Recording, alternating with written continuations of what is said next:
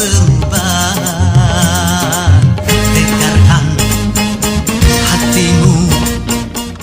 15 Agustus 2021, Taliban kembali menduduki Afghanistan setelah AS dan NATO memutuskan untuk menarik pasukannya dari Afghanistan pasca perang 20 tahun. Sebagian pihak menilai pengambil alihan Afghanistan oleh Taliban menjadi momok sebab Taliban merupakan kelompok Islam ekstremis yang ingin menerapkan hukum Islam yang ketat. Taliban berasal dari pejuang mujahidin yang didukung AS, gerilyawan Islam fundamentalis dalam memerangi Uni Soviet di Afghanistan pada 1970-an dan 1980-an. Hingga akhirnya pada tahun 1996, Taliban menguasai Kabul dan mengantarkan periode kekuasaan Taliban di seluruh negeri. Rezim Taliban dikenal brutal serta bersekutu dengan teroris Al-Qaeda pimpinan Osama bin Laden. Itulah mengapa koalisi negara-negara barat melakukan invasi ke Afghanistan untuk gulingkan Taliban yang melindungi Osama bin Laden dan teroris Al-Qaeda pasca serangan Twin Tower 9/11.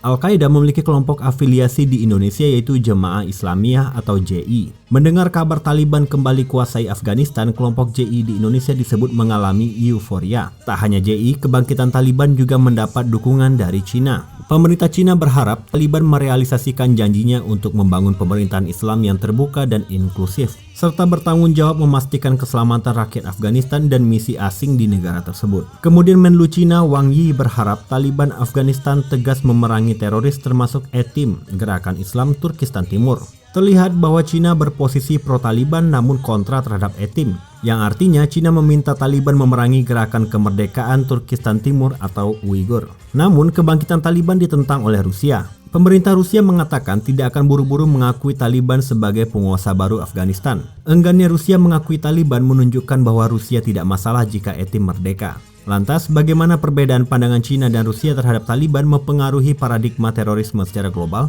Turki memiliki kelompok yang mereka anggap teroris, yakni Federasi Demokratik Suriah Utara Rojava yang dikomandoi YPG PKK. Kemudian Turki membeli sistem misil S-400 dari Rusia guna memeranginya.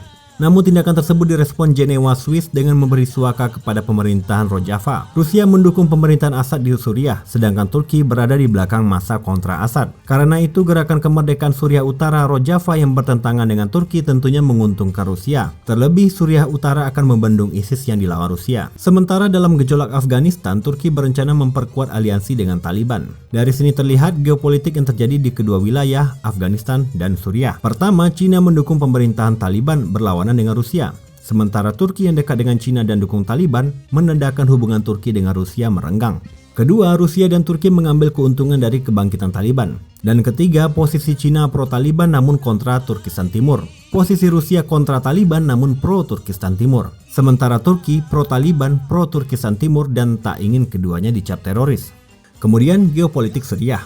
Pertama, calon negara Suriah Utara Rojava berideologi sosialisme libertarian. Kedua, Rusia dan Swiss berposisi mendukung kemerdekaan Suriah Utara karena akan membendung ISIS. Ketiga, Swiss menolak seruan kelompok Yahudi untuk memasukkan Hamas dalam daftar teroris, yang artinya berlawanan posisi dengan Israel dan Arab Saudi. Selama ini sering terdengar bahwa paham Wahabi adalah paham teroris. Namun faktanya, para Wahabi di Saudi kini berposisi melawan terorisme ISIS dan Hamas. Sedangkan Taliban berposisi melawan terorisme ISIS di Afghanistan.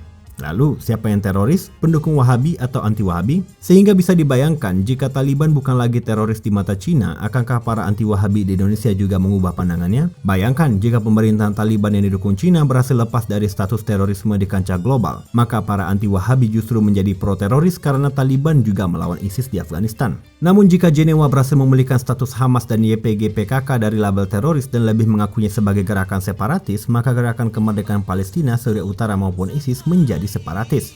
Di sini terjadilah perebutan status separatis jadi teroris pada Suriah Utara, teroris jadi separatis pada kelompok Hamas maupun teroris tak lagi teroris di label kelompok Taliban. Maka akan mempengaruhi arah status gerakan Free Uighur, Free Hong Kong, Free Taiwan, Free West Papua serta ISIS.